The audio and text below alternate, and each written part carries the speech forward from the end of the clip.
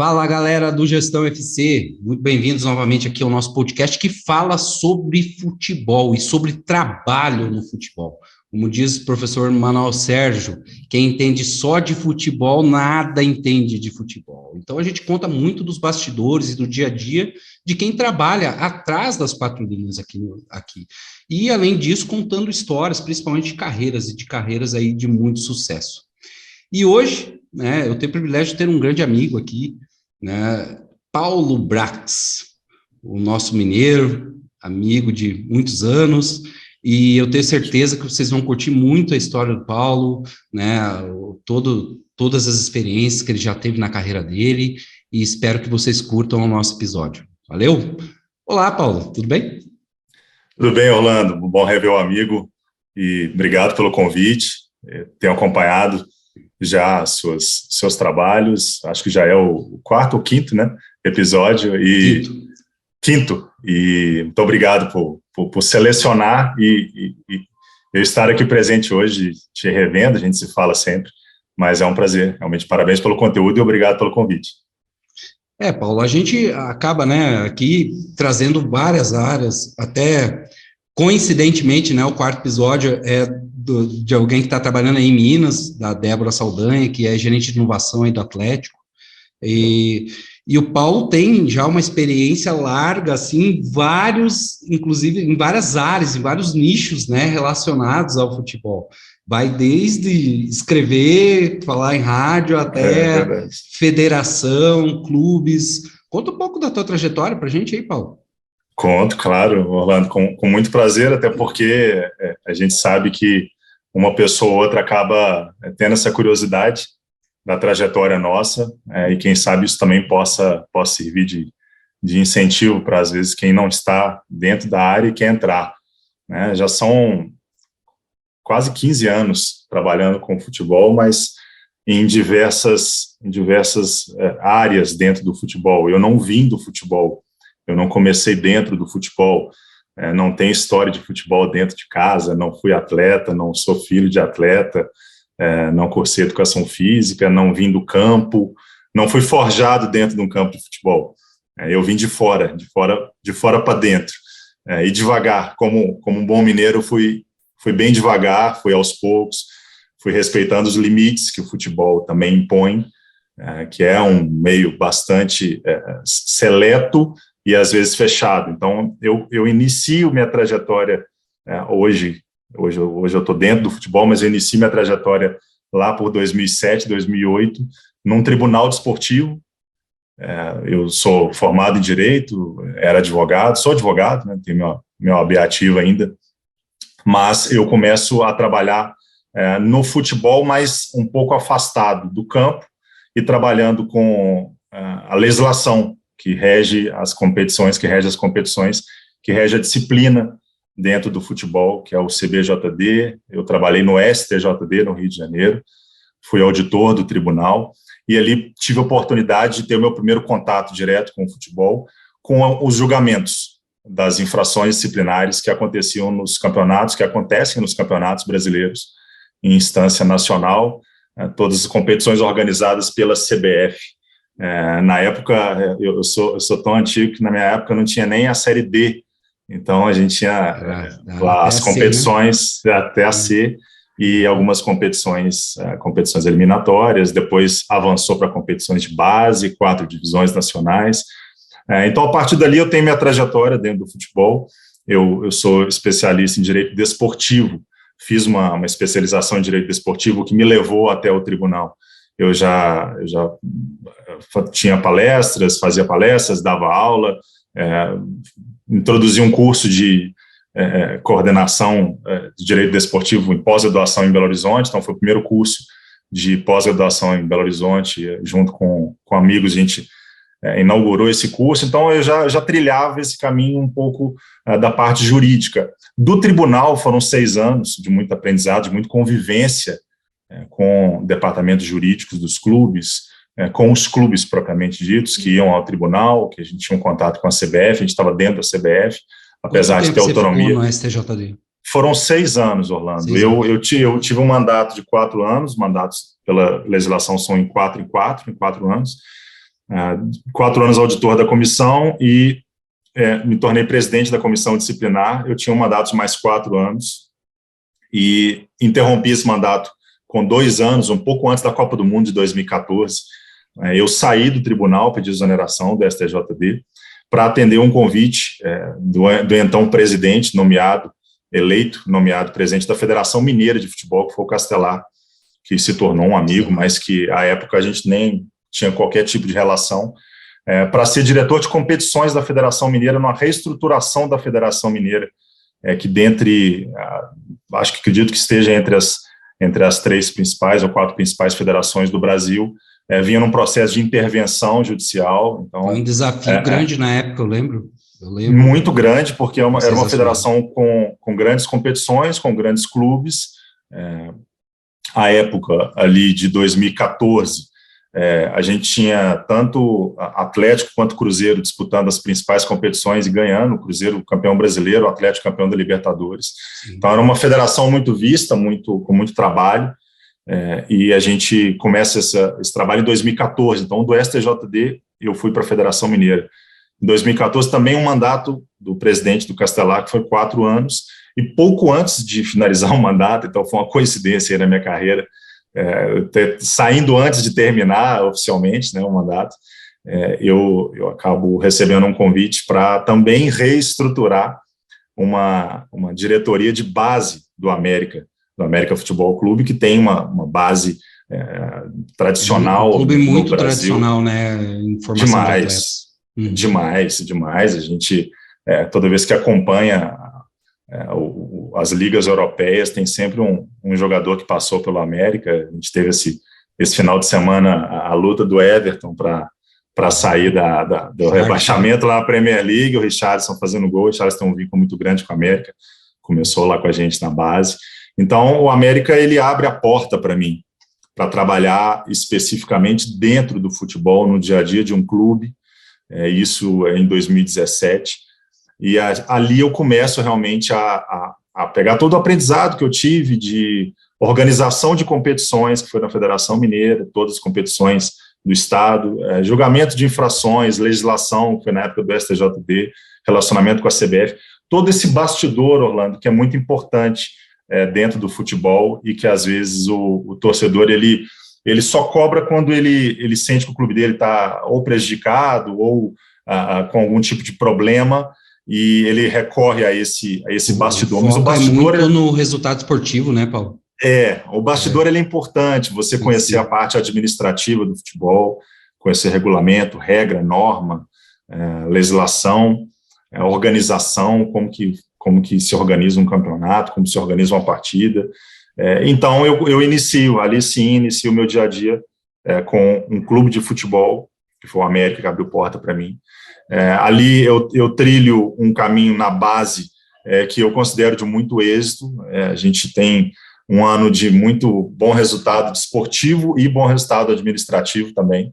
O América disputa de cabeça na base, no sub-20, no sub-17, no sub-15, no sub-14, com o Atlético e com o Cruzeiro, ganhando algumas competições, ganhando alguns campeonatos, de volta a ter jogador convocado para a seleção de base, faz um trabalho de reestruturação de contratos, que é muito importante no futebol, que também é a sua linha de formação. Né? Garantia jurídica e financeira dos clubes, né? A parte contratual ela é clubes, né?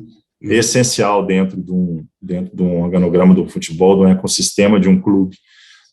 E esse trabalho ele foi muito exitoso, foi um trabalho que ele chama atenção dentro do próprio América, eu acredito, que quando há também uma lacuna, uma saída do então diretor executivo, que é um mestre para mim e para todos os mineiros, que é o Ricardo Drubski. Professor um professor nosso, um professor de todos nós. Aqui, ó. Ele mesmo, o amarelinho. Um professor que ele sai, ele deixa a diretoria executiva do América. O América está na Série B, numa situação difícil no campeonato, e eu recebo essa promoção, esse convite do então presidente Marcos Salum, que é uma pessoa que eu respeito cada dia mais. A gente se fala toda semana, a gente tem uma relação muito próxima. Gosto muito do Salum também. A gente teve muito contato quando eu trabalhei na Liga, e ele é um cara Muito legal. O Salom, ele é diferenciado, assim, entre os presidentes, ele entende muito de futebol, e o América, eu brinco com ele que o América está acima da família dele, porque ele tem uma dedicação à América muito grande há muitos anos. Então, eu assumo essa bronca, que foi ser diretor executivo de um clube numa situação ruim. A gente estava na vice-lanterna da competição, ou na lanterna, já nem lembro, mas se era lanterna ou se vice-lanterna. Da Série B ou da competição da Série B, não, da Série B. Série B. Estamos ali na 5ª para a 6ª rodada, e o objetivo ali era muito claro, era fazer um trabalho de austeridade por um lado, mas de resgate, de confiança, para tentar fazer com que o clube saísse daquela condição, e o objetivo era muito claro de não cair para a Série C. Acaba que a gente começa mal, já estava mal, mas começa mal, depois a gente tem uma retomada muito grande, com uma troca de comissão técnica, com investimento no treinador que ainda estava despontando para o futebol brasileiro, que é o Felipe Conceição, que tinha um conhecimento muito grande do clube. Ele estava na coordenação técnica ao meu lado, eu como executivo, ele coordenador técnico. Ele assume como treinador, e a gente tem uma ascensão muito grande na competição, e quase que a gente tem um acesso na última rodada, bastava uma vitória, e a gente não ganha, então ficamos em 5º lugar na competição. Mas foi um ano muito exitoso. No ano seguinte, a gente tem um ano que foi um dos anos, até então, foi o ano de maior êxito do América na sua história, que a gente chega numa semifinal de Copa do Brasil, sim, eliminando 2 gigantes, como o Corinthians, como o Internacional, e a gente perde para o Palmeiras, a Palmeiras do Abel Ferreira, já é esse Palmeiras que hoje é a sensação do Brasil. Estava torcendo para essa América nessa Copa do Brasil, hein? Que Deus! Muita gente torceu. A gente fez um excelente jogo em São Paulo, e a gente vinha bem em Belo Horizonte, no Independência, até os 15, 20 minutos do segundo tempo. Aí virou o jogo, o Palmeiras dominou, o campo envergou e a gente não conseguiu chegar na final, mas a semifinal já foi histórica. E a gente consegue o acesso para a Série A, e eu recebo o convite para ser o executivo de um gigante do futebol brasileiro, que foi o Internacional. Aceito prontamente o desafio, faço uma transição na América. Contei com um respeito também muito grande da presidência, dos atletas, que a gente estava naquela reta final de Série B. Sim. E no Inter, para finalizar, Orlando, assim, minha trajetória, no Inter eu fico durante 14 meses, que é um tempo relativamente grande dentro do futebol, principalmente na área de executivo, 1 ano e 2 meses, e a gente enfrenta ali todos os campeonatos que o Inter disputou no início desse ano, no ano passado, com o objetivo que a gente pode até trabalhar aqui dentro desse papo nosso, mas objetivo muito grande de reestruturação administrativa e financeira do clube, sem também deixar de lado o desportivo. Então, eu saio agora em março de 2022, eu desliguei o Internacional, e também, além da função que eu tive na STJD, Federação América e Internacional, como você mesmo disse, eu já escrevi na área do futebol, eu escrevi sobre legislação, eu tinha um blog no Globo Esporte, que eu falava de legislação junto com o futebol, trabalhei em rádio, trabalhei na Rádio Globo do Rio de Janeiro, então eu já experimentei algumas posições diferentes dentro do futebol. Mas tudo isso acaba sendo aprendizado, né, Paulo? Eu acho que essa bagagem que você carrega, né, de todas essas experiências, você acaba sempre utilizando de alguma forma. Fora isso, você é um baita professor, esqueceu de falar disso aí. Não, é porque o professor, obrigado, mas assim, eu gosto de dar aula, gosto de palestrar, gosto muito. Não tenho a carteira de trabalho de professor, já tive, mas hoje em dia não tenho mais. Sempre quando a CBF Academy convoca, eu prontamente aceito, porque eu gosto também, me sinto bem, dependendo do tema, me sinto bem livre para poder falar e dividir conhecimento, né? Obrigado, gratificante realmente. Demais, né? Muito gratificante. Sim, não entendo. Muito que legal. Paulo, me fala uma coisa, né? Vamos falar de escalas, vamos falar do teu trabalho em clubes, né? E eu acho que, antes de mais nada, falar dessa transição, porque você saiu de uma entidade de administração de esporte, no caso a Federação Mineira, e foi para o clube, né? Você já tinha vindo da Justiça Esportiva, entidade de administração de esporte, clube. Essa transição da entidade de administração para o clube, existe uma diferença muito grande, né? Porque eu sempre brinco, né? Federação, a própria CBF, né? Também, que é uma entidade de administração de esporte, eles não têm torcida, né? O clube tem. Então, essa pressão de dia a dia, as rotinas, eu acho que elas mudam e mudam bastante quando você faz esse tipo de transição, né? Você assusta um pouco, né? Você olha e fala... Muda.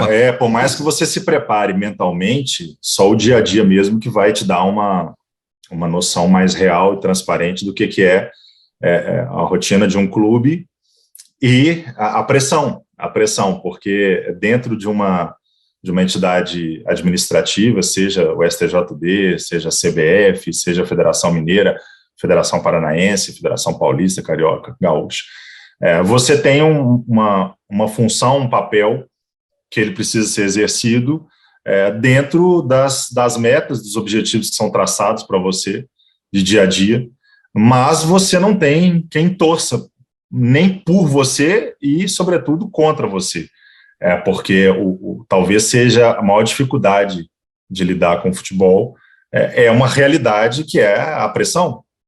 Então, quando você entra para o universo do clube, você tem dentro da sua mesa de trabalho, né, você tem as suas tarefas diárias, você tem suas metas semanais, mensais, anuais, mas tem um item ali que tem que ser pregado, um quadro na parede, que é o elemento da pressão. E que pressão que é essa? É a pressão para você fazer o seu trabalho de acordo com os interesses, né, do torcedor, exato, e é resultado. O torcedor, ele não costuma comemorar superávit, o torcedor não costuma comemorar redução de folha, pagamento de salário em dia. O torcedor, a maioria, né, vamos falar da maioria do torcedor, que não está habituado a estar do lado de cá, né, do futebol, ele quer o resultado, ele quer a vitória do final de semana. E é assim que o futebol não é que no cultural do brasileiro, né, Paulo? O brasileiro ele torce para ganhar, né? Muito mais do que até para o time. Não torce para a reestruturação do clube, né? Uhum. Se você perguntar para um torcedor, aquela pergunta clássica que a gente ouve quando a gente começa a trabalhar com futebol, se você quer o seu time campeão ou você quer o seu time estruturado, né? O torcedor, o campeão a qualquer custo, né? O campeão a qualquer custo, a qualquer preço, ou o seu clube ali no meio da tabela sem ser campeão, mais estruturado, saneado. Olha, eu acho que vai dar uns 90-10%, 90%, 10%, 95%, 5%. O torcedor, ele quer o clube dele campeão, até porque ele tem uma ideia que é muito divagada também em imprensa e quem cobre o futebol, que o clube campeão, ele por si só, ele traz patrocínios fortes, ele traz premiações altas, de fato, de fato, mas tudo é proporcional, né, no futebol. Quanto mais você recebe, mais você gasta. Quanto mais, em regra, tem um clube de futebol do Brasil, que é até próximo de você, que não tem essa regra, mas a maioria dos clubes, se você arrecada 10, você vai gastar 10, na verdade até 15, né? Mas se você arrecada 50, você gasta 50. Você anda com... mas é muito fruto dessa questão cultural também, né? Porque como antigamente exigência, né? Não existia tanta fiscalização, se você contratasse alguém para pagar 10 e não tivesse condição nem de pagar 2, não acontecia nada. Isso só ia rolando, né, para outras diretorias. Hoje em dia, isso o que se percebe é que cada vez cabe menos isso, né? Eu vou até ser um pouco polêmico nisso aí, Orlando, porque até pela realidade que eu tive nos últimos tempos. A gente quer, os profissionais querem, a gente quer gestão nos clubes, a gente quer profissionalismo, a gente quer pagar a conta no final do mês, a gente quer ter o nosso sonho realizado é ver o time campeão, porque as pessoas acham, não, então você não quer resultado esportivo, você quer só ter uma finança. Não é isso, a gente quer o resultado esportivo, mas você quer o resultado esportivo com o clube organizado financeiramente, administrativamente. Uhum. É isso que a gente quer. Então a gente quer trabalhar, mas é utopia. Não é utopia. A gente tem os exemplos da Europa, por que não mirar nos exemplos europeus, de clubes que se organizaram e passam a ganhar campeonatos, passam a ganhar não só partidas, né? Porque o torcedor também ele quer ganhar partida, ele não quer ganhar campeonato. Ah, tá bom, estamos ganhando jogos aí, tá ótimo. Não, mas o campeonato não interessa, estamos ganhando jogos, estamos felizes. Ter a casa estruturada, para nós, é o nosso objetivo de vida como executivo, como profissional dentro do futebol. Só que o que a gente depara aqui no Brasil é que o crime está compensando, né? Você ter os gastos desmedidos, você não ter austeridade financeira, você deixar de pagar, ainda é aceitável no Brasil. Na Europa já não é. A gente viu agora uma não contratação de um jogador, que foi o Mbappé, que moveu a discussão de gestão na Europa, de um clube dizer assim, peraí, eu me preparei para ter condição financeira de contratar esse jogador, e o clube que está o mantendo está pagando um valor acima do que é permitido pagar para poder ficar com esse atleta. Então isso é uma desigualdade, isso fere um fair play, não só financeiro, mas estrutural de gestão. Isso no Brasil ainda não acontece. Isso no Brasil os valores do esporte, né, como um todo, né, você ter, né, enfim, sim, uma bela de uma discussão, viu? Claro, porque aqui a gente tem, Orlando, assim, o torcedor quer ganhar, o torcedor quer título, e muitas das vezes, quem está na cadeira máxima do clube é um torcedor. Torcedor, isso. Não é um gestor. Uhum. Então, ele vai querer ganhar a qualquer custo, a qualquer preço. E como é mandato, também tem muito dessa questão de próprio ego e vaidade, muitas vezes, do dirigente, né? Não, eu quero sair daqui com um troféu, como é que eu vou passar aqui 4 anos? Eu vou ajeitar as contas do clube, mas não vou ganhar nada? Como assim? Ele quer a saúde dele, a família dele, porque quando você assume ser presidente de um clube, principalmente os clubes de camisa aqui do Brasil, a sua vida muda, muda desde o seu condomínio. Eu não sou presidente de clube, nunca fui e nunca vou ser, mas eu conheço a realidade dos presidentes de clube porque trabalho ao lado deles.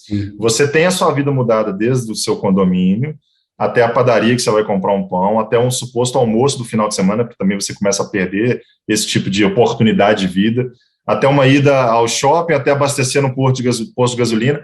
Você é tão cobrado, você é tão responsabilizado pela vida daquela pessoa, falando, presidente, temos que ganhar esse fim de semana, hein, presidente? O presidente, Porque eu já ouvi em conversas com presidentes de clube aquela coisa, mas, meu Deus, o que a torcida vai pensar se eu fizer isso? Eu falei, presidente, não interessa o que eles vão pensar.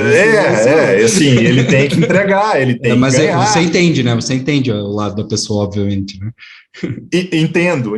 E eu acho que o que talvez falta para alguns presidentes é ter essa noção de que, olha, ser claro com ele mesmo e com a pessoa que ele está contratando. Olha, o negócio é o seguinte, vou ficar aqui 3 anos, dá seu jeito de me dar o título tal, ou me dá o seu jeito de atingir o objetivo tal, custe o que custar. Você está disposto a isso? Vai ter gente que vai estar disposto a isso, de colocar o nome dela num projeto que é na contramão do que nós estamos falando em termos de gestão. Porque o rombo fica, né, Paulo? O rombo fica. Eu não estaria aqui hoje conversando com você, só se eu fosse extremamente cara de pau e sem caráter, coisa que eu não sou, porque os valores que eu tenho são muito longe disso, de estar aqui sorrindo e conversando de futebol. Se eu tivesse nos meus últimos 2 trabalhos deixado por debaixo do tapete contas e contratos absurdos que daqui a pouco seriam divulgados ou publicizados, e o meu nome está lá para dizer assim, olha, quem que foi o executivo que fez esse contrato aqui? Que absurdo, que crime, e minha vida se tornar um inferno por conta disso, minha consciência está tranquila. Agora, a gente está vendo hoje em dia no Brasil as entradas das SAFs. Sim. Eu ia chegar nesse ponto, queria saber o que você acha sobre isso. Tô até te adiantando aqui, não? Não, tá ótimo, manda bala, eu acho tá assim, excelente a conversa. A SAF, ela vem quebrar isso que nós falamos do dia a dia do presidente. Do presidente não conseguir andar no condomínio, comprar o pão, almoçar, porque esse presidente, dos clubes tradicionais, que é cobrado pela vitória. Temos que ganhar. O presidente tem 2 jogos que a gente não ganha, presidente. O presidente tem que contratar um centroavante, tem que contratar goleiros. Esse tipo de presidente não vai ter mais, porque na SAF você tem dono, como acontece sair os na Europa. estatutários e vai chegar o dono mesmo, né? O clube é meu e eu contrato quem eu quiser, faço do jeito que eu quiser. Perfeito, Alan. O dono é o seguinte, amigo, é o dono da empresa. Eu nunca tive estabelecimento comercial na minha vida, mas você pega o restaurante da esquina da sua casa. Chega no restaurante ali, você tem um dono. O dono, evidentemente, você tem, desculpa, minha cachorra A minha tá quieta ainda, às vezes ela faz umas intervenções aqui, pode ficar tranquilo. Então, você no restaurante, você tem o resultado no final do mês, você tem que pagar seus funcionários, você tem que pagar a alimentação, você tem que ter o seu maquinário, a mesa, o prato, você tem gestão ali dentro, porque se você não tiver gestão, você fecha a porta. Você chegar para o dono do restaurante e falar, contrata mais um garçom, mais um cozinheiro aqui, ele vai falar, cara, eu não tenho dinheiro para contratar. Eu não tenho condição, eu queria ter 50 garçons aqui, mas eu posso ter 5.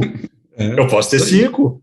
Então, assim, o dono no final do mês, no final do semestre, no final do ano, ele quer ter lucro, óbvio que ele está colocando dinheiro ali, ou dele, ou do investidor que ele captou, igual um investimento de banco, e ele vai tomar as decisões de acordo com a gestão dele. Então, se a gente quiser pegar um exemplo aqui de Belo Horizonte, e sem melindrar ninguém, citando nomes porque são públicos, no início do ano, o Cruzeiro libera o maior ídolo que o Cruzeiro tem, que é o Fábio. Sim. A torcida virou de cabeça para baixo, porque a decisão do novo gestor foi diversa da decisão do antigo gestor ou de qualquer outro gestor, que seria o presidente do condomínio, aquele presidente que vai ser cobrado no posto de gasolina.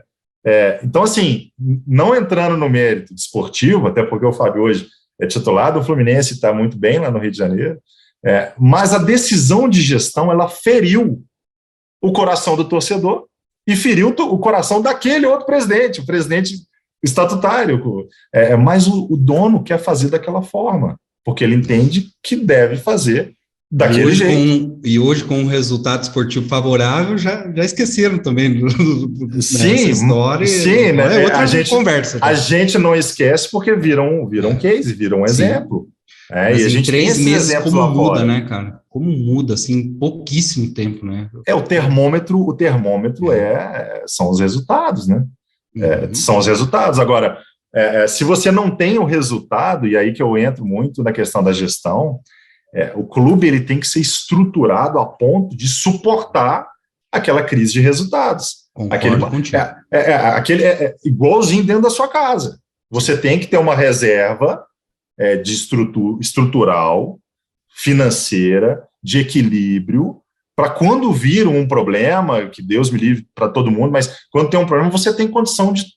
Não, aqui está sedimentado. Nós não vamos virar de cabeça para baixo. O clube é a mesma forma. E quando você está estruturado, né, Paulo, eu acho que até é um pouco mais normalizada essa questão da própria pressão, porque daí você sabe para onde você está indo, né, aonde você quer chegar. Quando existe essa clareza, esse alinhamento, quando vem a pressão, ela é até contornada de uma maneira mais tranquila. Né? É aquele ditado de quando você não sabe para onde ir, né, qualquer caminho serve. Né? Então, realmente, se você está naquele círculo vicioso de...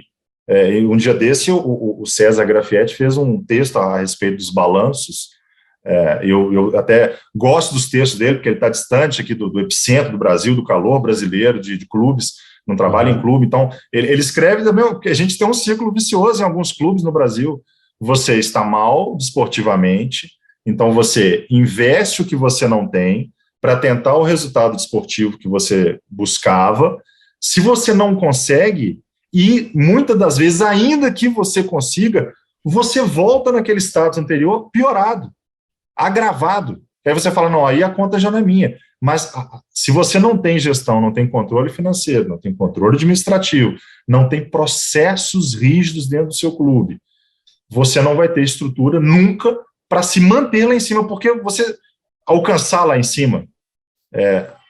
A gente tem casos no Brasil. Pontualmente dá certo, né? Mas você não para de pé a médio e longo prazo. Não para de pé, não para de pé. Sem a casa organizada, você sabe que a queda vai ser muito mais forte. Então, assim, às vezes você sobe, é a história do castelo de areia, né? É fácil, você vai ali custoso, aos poucos, trabalhando, e às vezes com estalo você acaba tendo você se destrói. E isso é o que a gente vê no Brasil. A gente tem muito pouca gestão profissional que tenha base sustentada, estável, de você ter um resultado adverso. Vamos embora, cara, vamos para o ano que vem. O resultado esportivo ele é relativizado de alguma forma. Você deu um excelente exemplo. Exatamente. Ainda mais no Campeonato Brasileiro, né? Na Série A. Só ganha um. Só ganha um esse ano. A gente está aí com. Vamos colocar aqui. Nós temos 4 principais clubes, né? Palmeiras, Atlético, Flamengo. Vamos colocar o Corinthians. 4. Cara, vai ganhar um. Um só. E os outros três aí não valeu nada o que fizeram. E vai entrar em crise. Você deu um belo exemplo, inclusive, do América, né? Chegando numa semifinal de Copa do Brasil. E a gente sabe o quanto difícil é isso, né? Ainda mais para um clube que tem um orçamento menor e tudo mais. Cara, é um resultado para você comemorar tanto quanto um título, né? Uma facilidade. Orlando, a gente... e eu não sou o principal, não sou o autor, não sou a responsabilidade do Brax. Eu vi até a imprensa atribuir um pouco a minha chegada na Libertadores. Eu agradeço. Eu fiz parte de um conjunto, eu fiz parte de uma equipe de trabalho. Não, no futebol não é igual dentro de campo. Não adianta pegar a bola e querer resolver sozinho. Futebol é coletivo. E gestão também é. Eu fiz parte de uma gestão, Orlando, que já havia começado 1 ano atrás, ou 2 anos, mais ou menos. E a gente teve alguns tópicos de austeridade, de responsabilidade, de metas para cumprirem, que o resultado, aí é difícil explicar isso para o torcedor, poderia ou não vir, porque o objetivo não era o resultado. O que a gente sedimentou na gestão do América? Capitaneada pelo Salom, e com a equipe de trabalho que estava ali na minha linha horizontal em todas as áreas. A minha área era o futebol, mas tinha as outras áreas, como tem. O objetivo nosso não era subir, porque o América sempre subiu. O América sempre subiu divisão, do B para A, só que caía da A para B. Caía de volta. Então, o nosso objetivo foi diferente, não foi ascender a Série A, foi ascender e permanecer na Série A. Essa era a meta. Legal. Essa era a meta. É muito simples. Perguntava isso para qualquer pessoa dentro do América. A meta era essa. Na Merá, vamos subir. O torcedor não sabe o quanto é difícil você fazer isso. Quanto de trabalho tem por trás disso. O torcedor valoriza quando ele vê o resultado. E o que aconteceu com a América? Pela primeira vez, porque não é engenheiro de obra pronta que eu estou falando. A gente trabalhou isso lá atrás. A gente poderia ter fracassado. O fracasso seria ter simplesmente só subido, ou nem subido. Mas a gente subiu, como já sempre subiu, a América é especialista em subir, só que permaneceu. Eu já não estava no clube mais. Mas o que aconteceu com a América? Os processos foram mantidos. Sim. Aí você consegue trocar a pessoa. Né? Você troca a pessoa. Sai o Paulo Brax e entra o Orlando Colasso e se mantém a mesma gestão. E gestão é muito disso, né, Paulo? Eu sempre brinco quando eu falo, né, nos locais que eu trabalho, eu falo, gente, aqui onde a gente está, se mandarem todo mundo embora hoje e entrar, né, todas pessoas diferentes amanhã, eles têm que ter processo aqui muito bem definido para eles saberem o que eles têm que fazer. Isso é gestão para mim. Né? Isso é gestão, porque a gestão de pessoas ela vai estar sempre variando com as pessoas que você tem trabalhando. Só que a gestão dos processos, a partir do momento que você estabeleceu o processo dentro da natureza daquele clube, dentro da natureza daquela cidade, do ambiente da cidade, porque as cidades são diferentes no Brasil. O que agrada o mineiro não vai agradar o paranaense, não vai agradar o gaúcho. Então, você tem que ter esse conhecimento do ambiente, estabelecer seus processos, e a partir dali, a gestão de pessoas ela vai ser bem mais fácil. Porque o resultado esportivo, às vezes, ele supera a expectativa, e foi o que aconteceu com a América. Ninguém, eu falo isso aqui tranquilamente, ninguém planejou no América, no primeiro ano, que se brigaria pela permanência ninguém imaginou que chegaria no Libertadores da América. E chegou, ou seja, o resultado desportivo, ele foi fruto daquele êxito de gestão. E isso deveria, por isso que eu brigo no bom sentido, não sou de briga, eu sou um mineiro tranquilo. Bem tranquilo. E já fui criticado por isso, tá? Já fui criticado, porque no meio do caos, são histórias legais do futebol, no meio do caos, no meio da confusão, no meio das pessoas gritando, e a pessoa fala assim, também, cara, você é calmo demais. Eu falei, isso virou defeito desde quando? Desde quando que é defeito isso, né?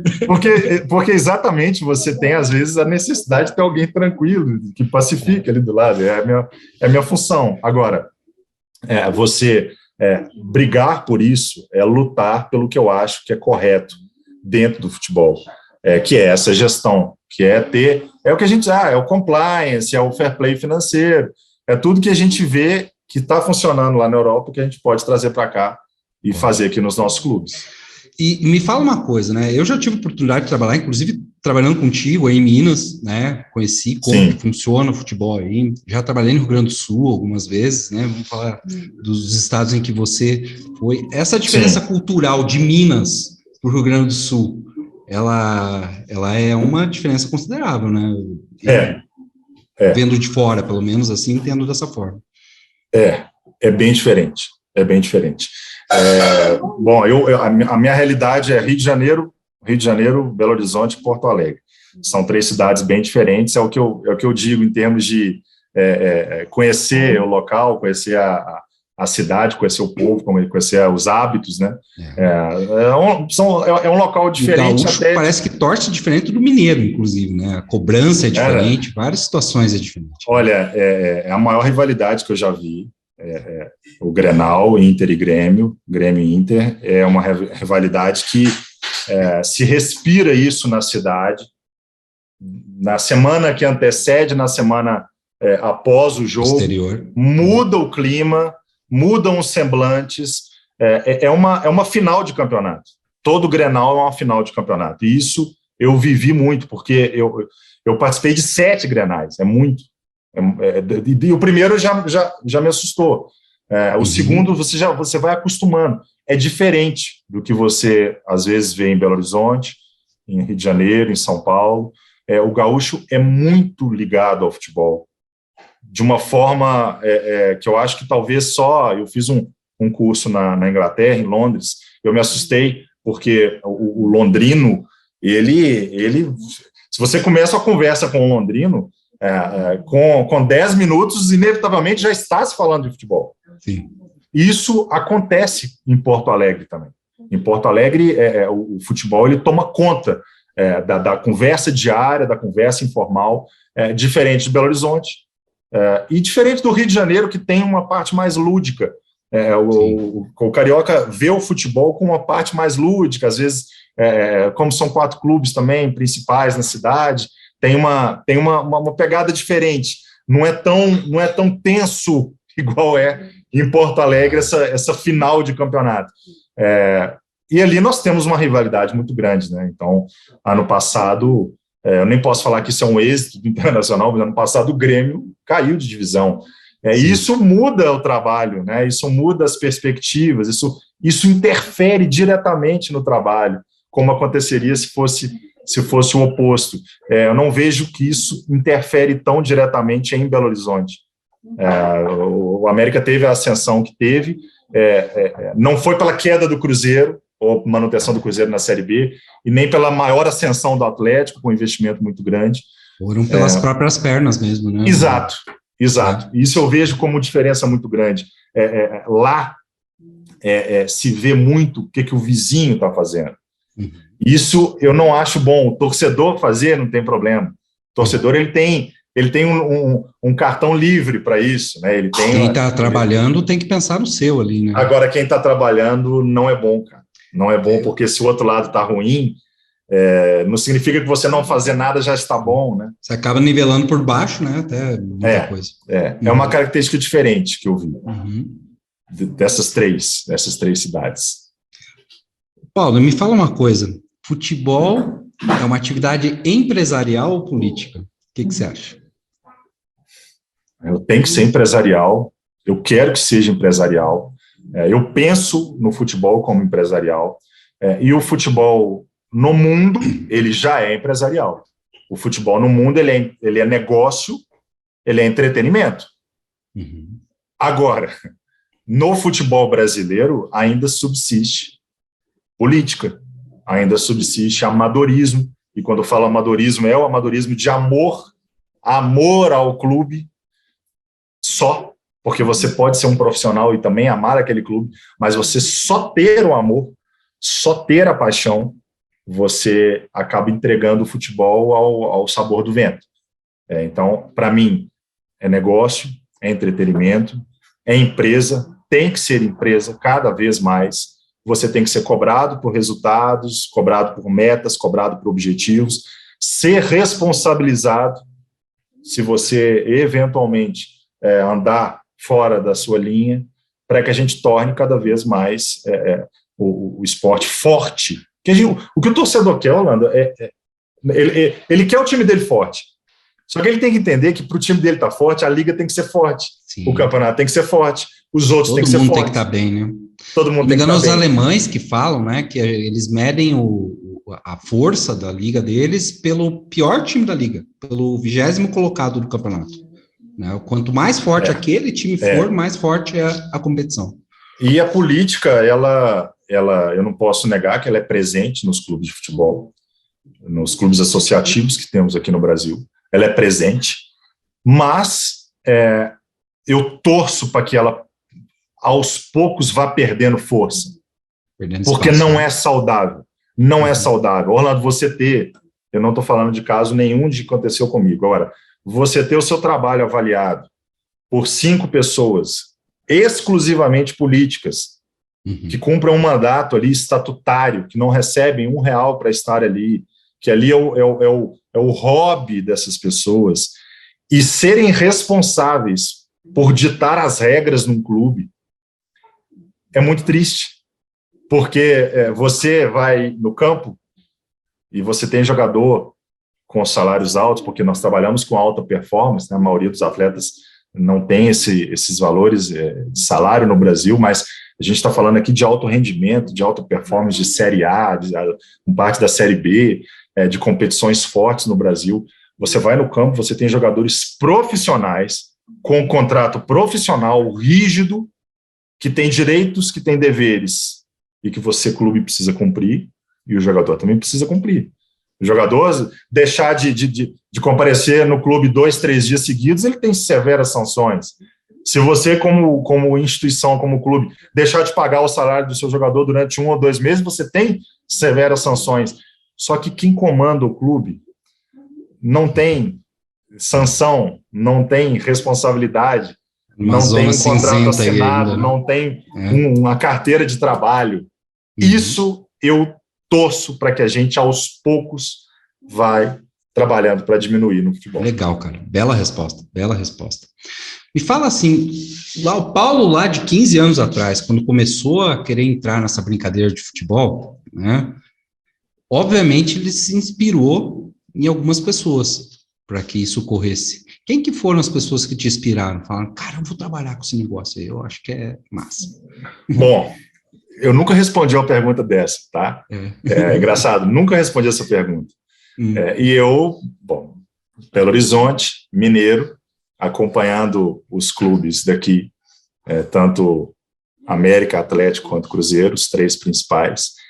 E tinha um personagem aqui na minha pré-adolescência, adolescência e início de vida adulta, que eu cheguei a pensar, cara, gostaria de fazer o que esse cara faz, que era o Eduardo Maluf.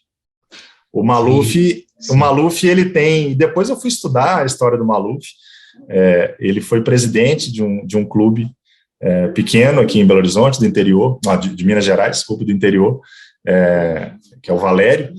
E ele, a partir dali, ele começa a ter uma gestão, a trabalhar com gestão, sem ter curso de gestão, sem ter uma qualificação fora do Brasil de gestão. Ele era um gestor. Empírico. Totalmente empírico. Totalmente empírico. E era admirável o que o Maluf falava, fazia. Não era época de celular, de internet, a gente não tinha acesso, era jornal, eu sempre li o jornal, e às vezes via contratação, aí eu queria saber como é que era a contratação, e tinha sempre uma parte foi o Maluf no Atlético, outra parte no Cruzeiro, e eu acompanhei aquilo de uma forma até eu iniciar na Federação Mineira, e ele ainda estava trabalhando, teve uma oportunidade que ele foi à federação, e a gente conversou um pouco. Então, assim, ele, sem ele saber, eu tive ele como um paradigma, assim, de, pô, gostaria de ser um diretor de futebol. Eu tinha isso na minha cabeça. Quando eu comecei na faculdade de Direito, e que o professor disse que, olha, vocês já se preparam, até uma maldade com o aluno, ele com seus 17 anos, falar, daqui a 5 anos, você vai ter que fazer uma monografia de final de curso, vá pensando no tema. Pô, como que eu vou pensar no tema? Não sei nada de nada ainda, estou recém-iniciado. Nem comecei. E foi em 1998, com a edição da Lei Pelé. Então, aquilo me chamou a atenção. E eu comecei a estudar a Lei Pelé, por isso que eu trilhei esse caminho de fazer a monografia de contrato de trabalho do atleta profissional, e comecei a trilhar o direito desportivo. Mas eu tinha o diretor, eu falei, cara, gostaria de ser diretor de futebol um dia. E eu acabei trilhando esse caminho, mirando o que hoje eu exerço, que é ser executivo de futebol. Mudou, né? Esse diretor de futebol mais, porque em alguns clubes diretor é o diretor político. Uhum. E eu busco qualificação, Orlando, o tempo todo. Lá atrás, eu não tinha tanta oportunidade igual eu tenho hoje para estudar, para conhecer. Eu agora estou com tempo mais livre, eu estou fazendo alguns cursos que eu não poderia fazer trabalhando, cursos lá fora, online. Você tem curso na Alemanha, você tem curso na Inglaterra. Naquela época hoje existe uma facilidade para se aprender, né? Não, é no celular, você está no seu quarto, computador, você não precisa, celular, onde você estiver. Né? Então, assim, eu tive legal, ele. Cara. O primeiro foi o Maluf, e depois vieram os executivos que até hoje ainda estão aí como executivos referência, que é o Alexandre Matos, que é aqui de Belo Horizonte também, é o Rodrigo Caetano. Trabalhando aqui em Curitiba, Alexandre. Está em Curitiba, está no Atlético. O Rodrigo Caetano, que eu tive também a oportunidade de sucedê-lo no Internacional, também começou lá atrás. O Ricardo Drubes, aqueles outros gestores mais antigos que tinham gestão de futebol, sem hoje a gente ter esse conhecimento da gestão. Agora, eu sempre, aí fechando essa pergunta também, que eu nunca respondi, talvez esteja me alongando nela, não, em termos de esporte, em termos de esporte, é engraçado, eu nunca tive um ídolo no futebol, tá? Eu nunca tive um ídolo no futebol. Como eu jogava basquete, o meu ídolo era o Michael Jordan. Então, eu sempre seguia... ali atrás, ali, o trio. Eu sempre... Eu ganhei do meu pai um vídeo para videocassete, né? Da história do Michael Jordan, isso ali, 1991, 92... Foi em 92 que foi depois da Olimpíada, eu devia ter ali meus 12, 13 anos de idade. Dream Team, né? Mas a história dele, desde a Carolina do Norte, eu era fascinado, tanto fascinado com o Michael Jordan, que eu via sempre esse filme. Colocava no videocassete e assistia. Eu decorei o filme, decorei a história dele. Então, ele era, para mim, uma referência. E depois, também, a gente entende que ele foi um cara de superação, foi um cara que começou baixo, foi um cara que tinha uma mentalidade muito forte. Isso se aplica a qualquer esporte, isso se aplica também ao futebol. Então, ele, para mim, tinha sido o cara inatingível que eu gostaria de mirar alguns passos dele durante, não jogando, né, porque eu parei de jogar com 20 anos, mas em termos de êxito desportivo. Não, eu sou suspeito de falar, para mim, o Michael Jordan é o maior ídolo que eu tenho no esporte. Ele e o Pelé, são os dois. Né? E pô, que legal ouvir você falando do Eduardo Maluf. Sim. Não é a primeira pessoa aí de Minas que me cita ele como referência, assim. Isso eu estou falando de conversas informais daí, que já tive com outras pessoas. Eu não tive oportunidade de conhecê-lo. E, cara, não é à toa que você está aí, está se preparando e falando tudo isso. Com certeza absoluta, daqui a alguns anos, muita gente vai falar, olha, Eu me inspirei no Paulo Brax para começar a trabalhar com isso. Eu não tenho essa pretensão, Orlando, não tenho. Mas tem. Eu não tenho essa pretensão. Eu acho que a gente começa a trilhar, às vezes sem entender muito, né, o passo que você está dando. Às vezes, quando você para e analisa para trás o que você já andou, como você começou, a forma que você começou, o que você passou, você fica com orgulho disso. E, claro, se eu puder incentivar alguém que seja da minha área, que seja que possa ter as mesmas alegrias que eu tive de as pessoas abrirem portas, porque você precisa que as pessoas abram porta para você. Isso, o futebol... Mas é importante ter gente que inspira a gente, né? E você, dentro desses seus trabalhos e tudo mais, com certeza absoluta vai chegar em algum momento. Tomara. Como você vê o futebol aí daqui uns 10 anos, futebol brasileiro, daqui 5, 10 anos, Paulo? Eu posso confundir o que eu quero, né? O que vai ser, né? Não é um de volta ao futuro ao contrário. Mas tem um caminho sendo trilhado. A gente sabe que tem muita coisa ainda, né? Para mim, que pode melhorar, mas, poxa... a gente pega... Vamos lá, Orlando. Quais são os dois principais, vamos usar players, né? Usar a palavra que todo mundo fala fora daqui do futebol. É o jogador e treinador, tá? Jogador e treinador. Jogador era completamente amador.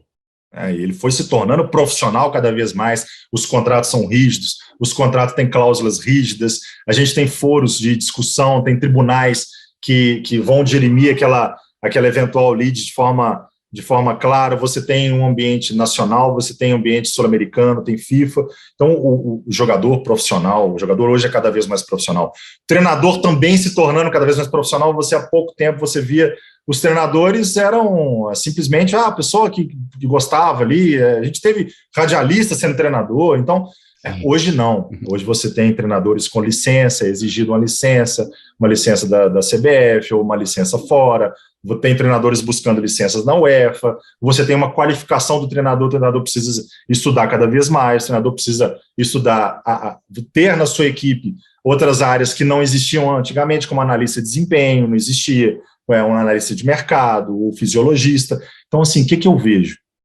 Está se profissionalizando o campo, né? O jogador, o treinador, a comissão técnica, está ficando robusto ali.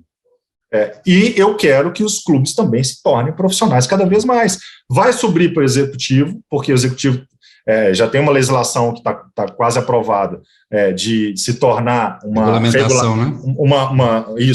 uma profissão regulamentada. Então, vai virar uma profissão, já é hoje essencial dentro dos clubes, mas vai virar, como outras são, como preparador físico precisa do CREF, como o treinador precisa da licença, o executivo vai precisar também da sua licença, do seu título de gestor. E os clubes eles precisam se estruturar profissionalmente cada vez mais. As regras rígidas lá de fora, de fair play financeiro, vão chegar no Brasil. Vão chegar no Brasil. Com certeza. Então, eu miro daqui a 10 anos clubes profissionais, não necessariamente deixando de ser associativos, porque a gente tem clubes associativos com êxito, na Espanha, por exemplo. Que gestão é gestão, né, Paulo? Independente da pessoa jurídica, né? É isso, Orlando, independente. Se é SAF, se é clube empresa, se é associação, você pode ter gestão. Eu lembro que aqui a gente tem um grande comunicador aqui de Belo Horizonte que me perguntou, mas a SAF, você acha que a SAF vai mudar os rumos? Eu falei, cara, se trouxer gestão, ótimo, e que sirva também para os clubes que não vão virar SAF.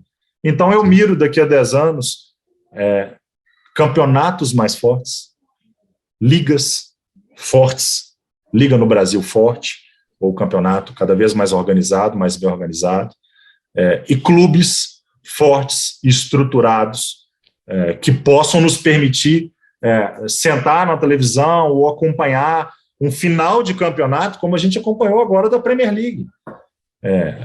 Que a gente possa ter isso, ter esse campeonato forte. Espetáculo. Então, daqui a 10 anos eu penso nisso. Muito legal, muito massa. Paulo, eu tenho que caminhar para o final do episódio aqui.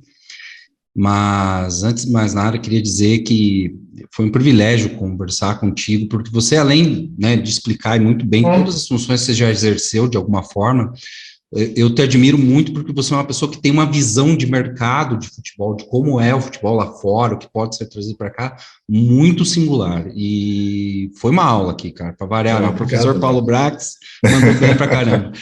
Orlando, obrigado pela oportunidade desse bate-papo. Deixa uma mensagem final para o pessoal aí, cara. É um microfone que me dá prazer de ter na frente, sobretudo com uma pessoa do seu nível de caráter, de valor, de ética, de trajetória, de interesses ao lado. Então, a mensagem que eu posso passar é que acreditem no profissionalismo do futebol, trabalhem por isso. Eu não quero que o torcedor deixe de ser torcedor, mas que ele passe a entender que o profissionalismo vai lhe trazer benefícios como torcedor, como produto, como entretenimento, ele como consumidor. Briguem, lutem por isso, porque é um caminho sem volta dentro do nosso futebol, ter um profissionalismo. Então, essa palavrinha profissionalismo, ela traz outras como gestão, como responsabilidade. Vamos fazer um futebol cada vez mais forte, eu acredito nisso, sim. Isso aí. Não, e além de tudo, o Paulo trouxe o cenário mais bacana até agora da história do Gestão FC Podcast. Ficou muito legal essa tela aí atrás. Eu várias vezes fiquei olhando, passou basquete ali já, futebolzinho. Planejamento, né? Planejamento. É isso aí, eu planejei aqui, procurei qual canal que ia passar uma programação interessante, estava passando Premier League, depois ia passar os gols da Liga Francesa, depois ia passar o beisebol, o basquete, é aqui mesmo, deixa aí, porque inspira e fica natural. Obrigado, Orlando, obrigado pela oportunidade. Te agradeço demais, viu, cara? Te agradeço demais. Desejo todo o sucesso do mundo na tua carreira aí, né? Aproveita a família agora aí, você tá numa fase legal aí de aproveitar, muito bacana, cara. Obrigado de coração aí. Eu que agradeço. É isso aí. Esse é o Gestão FC, minha gente. Muito obrigado a todos aí, até o próximo episódio, porque futebol é o nosso trabalho. Valeu!